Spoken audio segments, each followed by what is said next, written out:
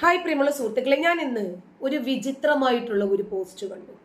വിചിത്രം എന്ന് പറയാൻ കാരണം അതിനകത്ത് ഒരുപാട് വസ്തുതകൾ ഉണ്ടായിരുന്നുള്ളത് കൊണ്ടാണ്.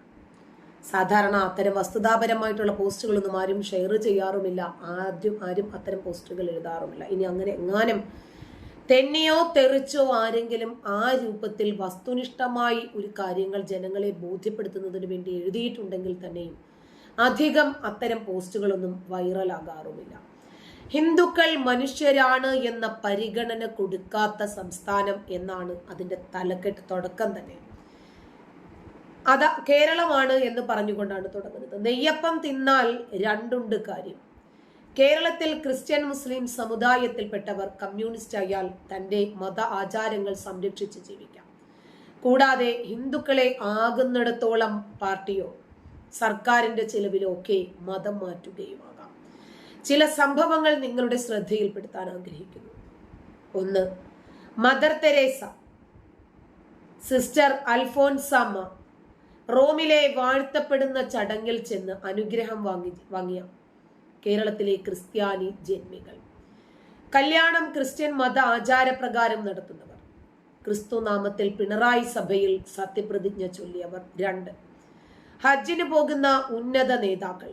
നോമ്പുതുറയ്ക്ക് കട്ട മത തീവ്രവാദികളോടൊപ്പം നോമ്പു തുറക്കുന്നവർ. 3, EMS സ്വന്തം പൂണൂല് പൊട്ടിച്ചെറിഞ്ഞതുപോലെ മലപ്പുറത്തെ പെൺകുട്ടികൾ തട്ടമൂരി കളഞ്ഞ് കമ്മ്യൂണിസ്റ്റ് പാർട്ടി പ്രവർത്തനം നടത്തിയെന്ന് CPM നേതാവ് അനിൽകുമാർ പറഞ്ഞു തീരും മുമ്പ് CPMലെ എല്ലാ മുസ്ലിം MLA മാരും നീ ആരടാ അനിലെ, നിനക്ക് മുസ്ലിം എന്താണെന്ന് അറിയാമോ എന്ന് ചന്ദ്രഹാസം ഇളക്കിയപ്പോൾ മാപ്പ് പറഞ്ഞ് തടി തപ്പിയത്. 4, ഹജ്ജിന് പോകുന്നവർക്ക് വിമാന ടിക്കറ്റും സബ്സിഡിയും ട്രെയിന് ബസ് സൗജന്യം, കൂടാതെ കോടിക്കണക്കിന് രൂപ മുടക്കി ഹജ്ജ് ഹൗസ്. ഈ പോയിന്റ് ഒന്ന് ഓർത്തു വെച്ചു എന്ന് ബ്രാക്കറ്റ്. 5, ജോൺ ബ്രിട്ടാസ് എന്ന വിരുദ്ധൻ ഇന്നേ ദിവസം വരെ പാർട്ടിക്ക് വേണ്ടി ഒരു പോസ്റ്റർ ഒട്ടിക്കാനോ വോട്ട് പിടിക്കാനോ ജനങ്ങളുടെ ഇടയിലേക്ക് ഇറങ്ങാത്തവൻ. സഖാവ് പിണറായി വിജയൻ സാറിന്റെ കാരുണ്യത്താൽ ജീവിക്കുന്ന ഇവനെ MP ആക്കി പാർലമെന്റിലേക്ക് പറഞ്ഞു വിട്ടു. 5 നയാ പൈസയുടെ ഗുണം ഇവനെ കൊണ്ട് പാർട്ടിക്കോ കേരളത്തിനോ ഉണ്ടായിട്ടില്ല. അന്നും ഇന്നും എന്നും ഇവൻ കൃത്യമായി പള്ളിയിൽ പോയിട്ട് ഹിന്ദുവിനെ തകർക്കാനുള്ള പദ്ധതികൾ ആസൂത്രണം ചെയ്യുകയായിരുന്നു. മാതാ അമൃതാനന്ദമയി ആശ്രമത്തെ തകർക്കാൻ ഇവൻ അമേരിക്കയിൽ പോയി ഇന്റർവ്യൂ നടത്തി. എന്നാൽ യോഹന്നാന്റെ ബിലീവേഴ്സ് ചർച്ചിലെ പ്ലസ് കൃപാസനത്തിനെ പറ്റി ഇവൻ കമ എന്നും മിണ്ടിയില്ല എന്നും പോസ്റ്റ്. കുംഭമേളയിൽ കോടിക്കണക്കിന് പേർ ജാതി മത വർണ്ണ വർഗ ഭേദമന്യേ ഒത്തുകൂടുന്നത് കണ്ടപ്പോൾ ഇവന് സഹിച്ചില്ല എന്ന് പറഞ്ഞിട്ടൊരു ചിത്രവും പോസ്റ്റ് ചെയ്തിട്ടുണ്ട്. ചൈന പോലുള്ള രാജ്യങ്ങൾ സാങ്കേതിക വിദ്യകളിൽ മുന്നേറുമ്പോൾ ഇവിടെ ഇന്ത്യ കുംഭമേളയിൽ മുങ്ങിക്കുളിക്കുകയാണ് പോലും. ജോർദാൻ നദിയിൽ മുങ്ങാൻ ഇയാൾ ഉൾപ്പെടെ പോയിട്ടുണ്ട്. ഇപ്പോഴും കേരളത്തിൽ നിന്നും 10,000-കണക്കിന് ക്രിസ്ത്യാനികൾ പോകുകയും ചെയ്യുന്നുണ്ട് എന്ന് ഓർക്കണം. Lok Sabha parliament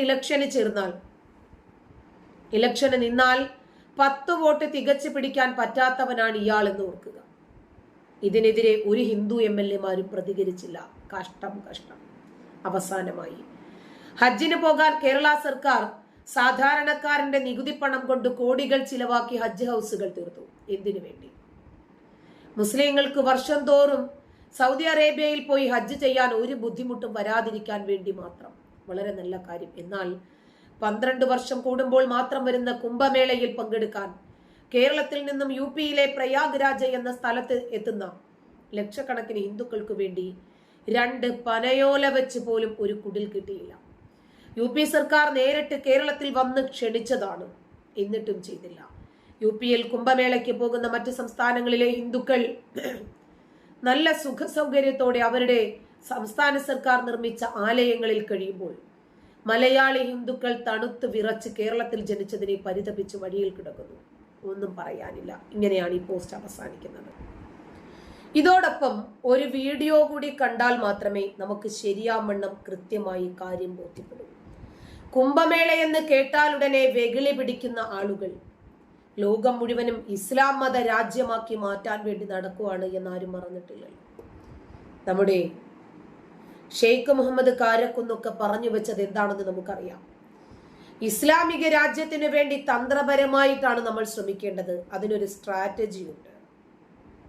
time by time ആയിട്ട് നമ്മൾ ഡിപ്ലോമാറ്റിക് ആയിട്ട് ശ്രമിച്ചാൽ മതി. പെട്ടെന്ന് നടന്നിട്ടില്ലെങ്കിൽ നമ്മുടെ ആരാധനകളാകട്ടെ, അനുഷ്ഠാനങ്ങളാകട്ടെ, വിശ്വാസങ്ങളാകട്ടെ, ഭരിക്കപ്പെടുന്നതാകട്ടെ എല്ലാം ഇസ്ലാമിക ഭരണഘടനയ്ക്ക് കീഴിലായാലേ നമ്മൾ ശരിയായ മുസ്ലിം ആകും. ഓക്കെ, അതിനു മുമ്പ് ഒരു കുഞ്ഞു പ്രസംഗം. ഇപ്പൊ ഞാൻ ജോലി ചെയ്യുന്ന സ്ഥാപനത്തിന്റെ പ്രൊമോട്ടേഴ്സ് ജമാഅത്തെ ഇസ്ലാമി എന്ന് പറഞ്ഞൊരു മുസ്ലിം സംഘടനയാണ്. അവർക്ക് മതപരമായ ആശയത്തിന്റെ പേരിൽ അവർക്ക് വേറെ എന്തൊക്കെയോ പരിപാടികൾ, വേറെ തന്നെയുള്ള നയപരിപാടികളും ആശയധാരയുമാണ്. അത് പക്ഷേ സ്ഥാപനത്തിൽ ഞാൻ ജമാഅത്തെ ഇസ്ലാമിക്കാരനല്ല, ഞാൻ അവിടെ ജോലി ചെയ്യുന്ന ഒരു തൊഴിലാളിയാണ്. അപ്പോൾ ആ സ്ഥാപനത്തിനോട് എഴുതപ്പെട്ട പോളിസി ഡോക്യുമെന്റ് ഉണ്ട്. എന്തിനാണ് ആ സ്ഥാപനം ഉണ്ടാക്കിയിരിക്കുന്നത്, ആർക്ക് വേണ്ടിയാണ് സംസാരിക്കുന്നത്, ആരുടെയൊക്കെ പ്രശ്നങ്ങളാണ് സംസാരിക്കുക, അതിന്റെ വാർത്തയുള്ള സമീപനം എന്താണ്, ആർക്കും വായിക്കാവുന്ന ഒന്ന്. സോ അതുകൊണ്ട് അത് ആ സംഘടനയുടെ ആശയത്തെ എന്നോടിയിരുന്നു, ആ സംഘടനയുടെ ആശയത്തെ തന്നെ പ്രചരിപ്പിക്കാൻ വേണ്ടിയുള്ളതാണ് എന്ന് വിചാരിക്കാൻ ഈ കാര്യത്തിൽ നിവൃത്തിയില്ല. മതരാഷ്ട്രവാദമില്ലെന്ന് ജമാഅത്തെ ഇസ്ലാമിയുടെ വാദം പൊളിയുകയാണ്. ആരാധന പൂർത്തിയാകണമെങ്കിൽ പോലും ഇസ്ലാമിക രാഷ്ട്രം വരണമെന്ന് ജമാഅത്തെ ഇസ്ലാമി ഷൂറ അംഗം ഷെയ്ഖ് മുഹമ്മദ് കാരക്കുത്തിന്റെ പ്രസംഗം. ഇങ്ങനെയൊന്നും അല്ലല്ലോ നേരത്തെ പറഞ്ഞത്. മഹല്ലും ഹിലാൽ കമ്മിറ്റിയും ഒക്കെ ഇസ്ലാമിക രാഷ്ട്രം വരുന്നതുവരെയുള്ള താൽക്കാലിക സംവിധാനമെന്നും ഷെയ്ഖ് മുഹമ്മദ് പറഞ്ഞു. മതരാഷ്ട്രവാദമില്ലെന്ന് ജമാഅത്തെ ഇസ്ലാമി കഴിഞ്ഞ ദിവസം അവകാശപ്പെട്ടിരുന്നു. 2014 ജമാഅത്തെ ഇസ്ലാമിയുടെ പിന്തുണ സ്വീകരിച്ചിരുന്നതായി കെ മുരളീധരനും വെളിപ്പെടുത്തിയിരുന്നു. ആദ്യം നമുക്ക് ആ പ്രസംഗം ഒന്ന് കേൾക്കാം. ഷെയ്ഖ് ആരാധനാ കർമ്മങ്ങൾ പോലും അതിനെ പൂർണ്ണതയോടെ തികവോടെ പെർഫെക്ഷനോടുകൂടി നിർവഹിക്കണമെങ്കിൽ ഒരു ഇസ്ലാമിക രാഷ്ട്രം ഭരണകൂടമുണ്ട്. ഇല്ലാത്തപ്പോഴുള്ള ബദൽ സംവിധാനമാണ് നമ്മുടെ നാട്ടിലെ ഹിലാൽ കമ്മിറ്റിയും അല്ലെങ്കിൽ ഹിലാൽ കമ്മിറ്റിയും നമ്മുടെ നാട്ടിലെ സകാത്ത് കമ്മിറ്റികളും സകാത്ത് ഫൗണ്ടേഷനും അതുപോലെ തന്നെ പള്ളി മഹല്ല് ജമാഅത്തും ഒക്കെ ഭരണഘടന തിരുത്തിയെന്നും എങ്ങനെയുണ്ട്? അതായത് ഇസ്ലാമിക ഭരണകൂടം വരുന്നതുവരെ, ഇസ്ലാമിക രാജ്യം സ്ഥാപിക്കുന്നതുവരെ തൽക്കാലം ചില കമ്മിറ്റികളുടെയും ബോർഡുകളുടെയും ഒക്കെ അടിസ്ഥാനത്തിൽ മുന്നോട്ട് പോകുക. മുമ്പ് തെരഞ്ഞെടുപ്പിന് പോലും മത്സരിക്കരുത്, വോട്ട് ചെയ്യരുത് എന്നൊക്കെ പറഞ്ഞിരുന്ന ആളുകൾ പിന്നീട് ഇസ്ലാമിക രാജ്യം സ്ഥാപിക്കുന്നതിനു വേണ്ടി രാഷ്ട്രീയ പാർട്ടികൾ ഉണ്ടാക്കി, മതപാർട്ടികൾ ഉണ്ടാക്കി, രാഷ്ട്രീയവും മതവും തമ്മിൽ കൂട്ടിക്കുഴച്ച് ഈ മതം പറഞ്ഞു തന്നെ വോട്ട് പിടിക്കാൻ ഇറങ്ങിത്തിരിക്കുന്ന ചരിത്രമാണ് പിന്നീട് നമ്മൾ കാണുന്നതെല്ലാം. ഇവരാണ് മറ്റുള്ളവരെ, അതായത് നമ്മുടെ കണ്ണിൽ കിടക്കുന്ന കോൽ അവിടെ ഇട്ടിട്ട് ആരാന്റെ കണ്ണിലെ കരടിന്റെ പിന്നാലെ പോകുന്ന ഒരു രീതി ഉണ്ടല്ലോ. എന്തായിരുന്നാലും മറ്റൊരു മതവിഭാഗവും അവരുടെ മതത്തിന്റെ പേരിൽ ഒരു രാഷ്ട്രം നിർമ്മിക്കുന്നതിന് വേണ്ടി അന്യമതസ്ഥരെ മുഴുവനും ഇല്ലാതാക്കിയിട്ട്, അതല്ലെങ്കിൽ നമ്മൾ ബയോളജിക്കലി പെറ്റുപെരുകിയിട്ട് നമുക്കൊരു നമുക്കൊരു മതരാഷ്ട്രം സ്ഥാപിക്കണമെന്ന് ഹിന്ദുക്കൾ പറഞ്ഞാലും ക്രിസ്ത്യാനികൾ പറഞ്ഞാലും ഇനി ഏതെങ്കിലും മതവിഭാഗക്കാർ പറഞ്ഞാലും ശരി, ഇന്ത്യൻ ജനാധിപത്യത്തിൽ വിശ്വസിക്കുന്ന, ദേശീയതയോട് ചേർന്ന് നിൽക്കാൻ ആഗ്രഹിക്കുന്ന ഏതൊരാളും അതിനെ എതിർക്കുകയേ ഉള്ളൂ. അപ്പോൾ നമ്മുടെ നാട്ടിലെ വിചിത്രമായിട്ടുള്ള ചില പ്രസ്താവനകൾ, വിചിത്രമായിട്ടുള്ള ചില പ്രതികരണങ്ങൾ എതിർഭാഗത്ത് വരുന്നത് താടിയുള്ളവരാണെങ്കിൽ അവരോട് മൃദു സമീപനം സ്വീകരിക്കുന്ന ഒരു കാഴ്ചപ്പാടുകൾ നമ്മുടെ ഈ കൊച്ചു കേരളക്കരയിൽ അധികരിച്ചിരിക്കുകയാണ്. നന്ദി.